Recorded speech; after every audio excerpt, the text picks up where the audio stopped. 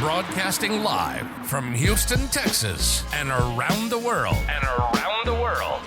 TV host, best-selling author, and radio personality Brad Gilmore brings you a collection of conversations with stars from movies. Matthew McConaughey. Brad Gilmore. Mark Wahlberg. Hey, how are you? The one and only Sydney Sweeney joins us. Sydney, how are you? I'm good, thank you. How are you? Tom Hanks and Robin Wright in my favorite movie of the year. Guys, thanks so much for joining the show. Oh, thank you. Well, thank you. Jessica Alba and Lizzie Mathis. Ladies, thank you so much for joining me. Thank you. Kevin Costner joins us. Thank you so much. Thank you. Television. Jimmy Fallon joins us this morning. Jimmy, how you doing, my friend? Good morning. Thank you so much, Brad, for having me. I appreciate this, bud. One of my all-time favorites, Vince Vaughn, joins us right now. Vince, thanks, man. Oh, great to be with you, Brad, and great to be talking to Houston. Good morning to you. We got Owen Wilson. We got Judy Greer. Thanks for joining the show, guys. Thank you. Jay Leno joins us. Jay, how you doing? Hey, Brad, what's going on? We got Anna Sawai joining the show. Anna, thanks so much for joining us. Thank you, Brad. Music. Lola Monroe. Thank you. Thank you for having me. The legendary frontman of AC/DC, Brian Johnson, joins us right now. Brian, how you doing? Good morning, Brad. What looking at talking me funny, lad. Megan Trainor. Thank you so much, Brad. You're awesome. Paris Hilton, the infinite icon herself, is on the show. Paris, love the film. Thank you. I'm so proud of it. And more. This is The Collection. Now your host, The Boat. Brad Gilmore!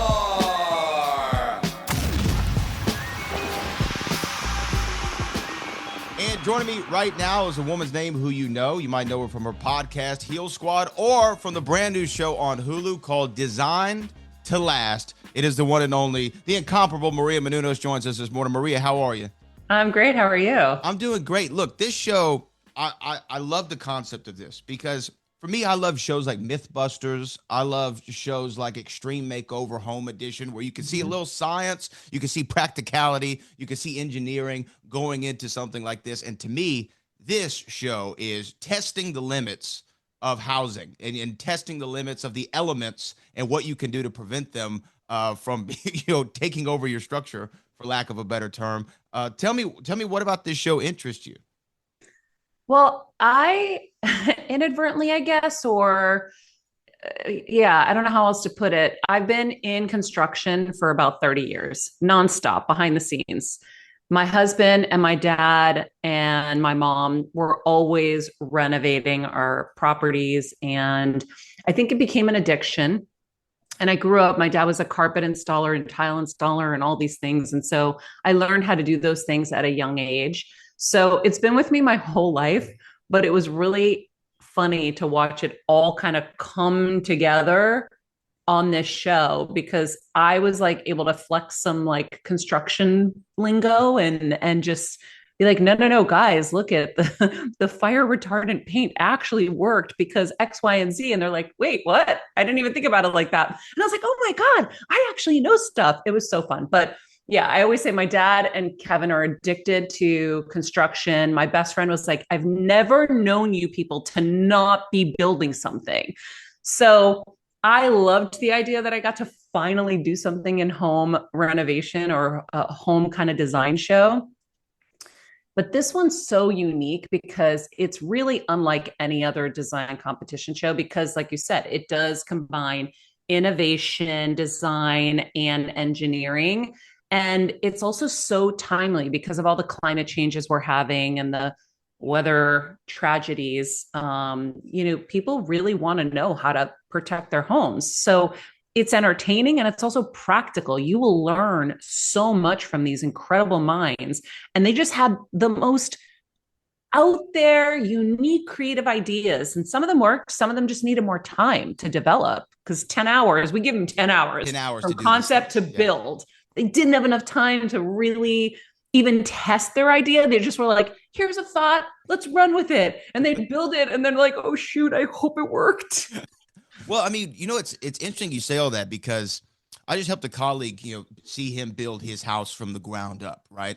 and see all the decisions that you have to make, from the hardware, from the tile, from what do you want on this wall, that wall, how big do you want the bedroom to be, and here's this to the pool or whatever, right? The shadows are going to cast this way. And thinking about just the design element is one thing, but also thinking about how you can protect your home, because your home's your sanctuary, it's your safe spot. You want to make sure that not only do you feel comfortable in there, that you're well protected. And down in Houston, I know in California, all the fires, the horrendous fires of last year. And then in Houston, we always have a huge flood every couple years where some people lose their homes, unfortunately, due to these weather disturbances. So I think that there's some practicality people can learn from Design to Last to actually put into their house themselves. What are some of the things that you saw that everyday people might not be aware of?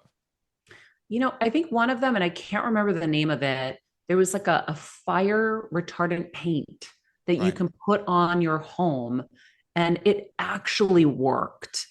And I was like, this is inexpensive. This is easy. This is totally doable. If you live in a fire zone and you're worried about that, it's totally accessible. There were so many things that they came up with that some of them, like I said, they worked. I can't remember all of them right now, but the paint really sticks out in my mind at this moment. Yeah, because it seems like how come I didn't know about this? How come I didn't know there's a fire retardant paint that I can put on my house and protect myself?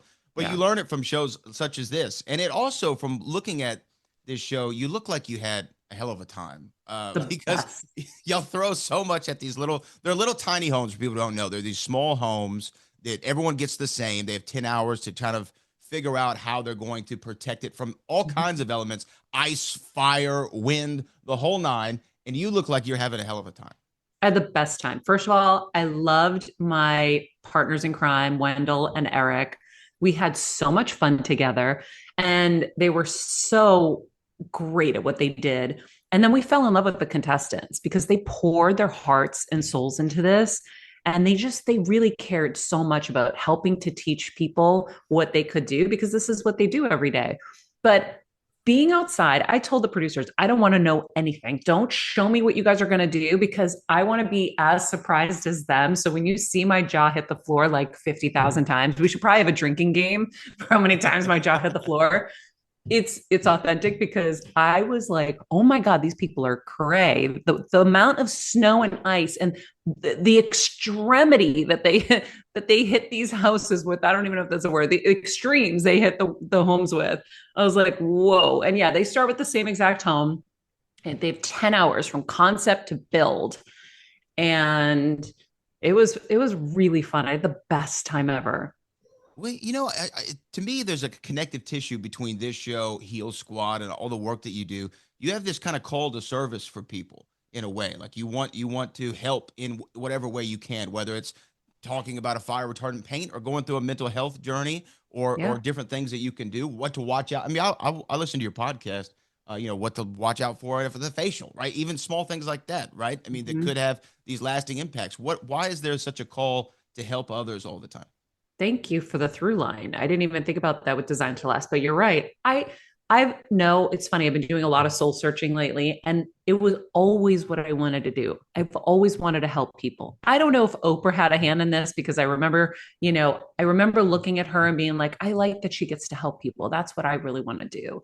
But it was always in me. And when I look at the things that I've created myself, obviously I had jobs in my career, entertainment news and all of these things, but the things that I created, my books, or even the work I got to do at Nightly News and stuff, was always to be able to help people. And I just had a recent event on Cape Cod, where we brought over 200 women together, and we put them through a whole nervous system reset with Heel Squad. And it was just so powerful, because I was like, wow, this is what I was kind of meant to do. And it's funny how life just brings you there. Now, was I going there?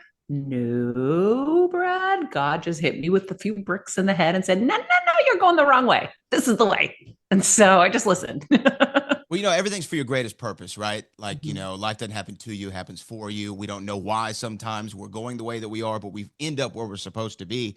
And you're right. I mean, even if you think about what you did with AfterBuzz, you and Kevin with AfterBuzz, giving so many people opportunity to get on camera experience that then lent them to get jobs in other places, whether that be with the WWE or in other realms of television. It's just such a connective tissue for you. And I'm glad, though, that you're on this journey. I'm glad that we have Designed to Last. Now, I do know that you're a wrestling fan. I have to ask you about this. I know that you're a wrestling. I'm a wrestling person. I work with Booker T here in Houston for the last 14 years. I love Booker T. He's my best friend in the world. I do have to ask, who is Maria Menounos' #1 pro wrestler of all time? Mine's the Macho Man Randy Savage. I don't know if you, that's mine. I don't know if you have one. It's a tough my question. heart screams Bob Backlund, even though he wasn't my era. I think that he was such an incredible role model, such an incredibly pure human, is. But just thinking about him in his wrestling years. Sure. And really like walked away for what he believed in. Like he's such a pure man. And so Bob Backlund, and of course, I mean, there was no one more naturally strong because his mind was as equally strong as his body. And then I guess if I was to pick modern times, I smell what The Rock is cooking. You can't go wrong with The Rock. Go wrong with The Rock and Sock connection. I mean, then it's so hard because I loved everybody from like my day, whether it was the Bushwhackers or, all of them. Like Hacksaw Jim Duggan. I remember seeing him at Madison Square Garden. I was backstage and I go, oh, Hacksaw. And I had a freaking heart attack. And he goes, young lady, you know who I am? And I go, are you kidding me? Oh, and I started doing like all his things and he's losing his mind. He's like, you just made my day. And I'm like, I love you. Well, you know what? Wrestling makes people feel good. But what you've been able to do with Heel Squad and shows like Designed to Last is helping people out in their daily lives. We hope there's season 20 of this show. Let's keep it going. Let's keep it going forever. Maria, I really do appreciate your time this morning. Thank you so much, Brad. I appreciate you having me on.